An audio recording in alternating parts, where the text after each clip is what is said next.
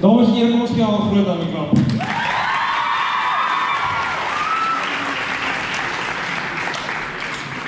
Volgende het ons vir Petrus Pretorius, wat ons 'n bietjie gaan vermaak met die elektriese klavier. Hy speel vir ons Never Too Late. Klavier is die ding wat hom aan die lewe hou. Hy speel klavier vandat hy 7 jaar oud is.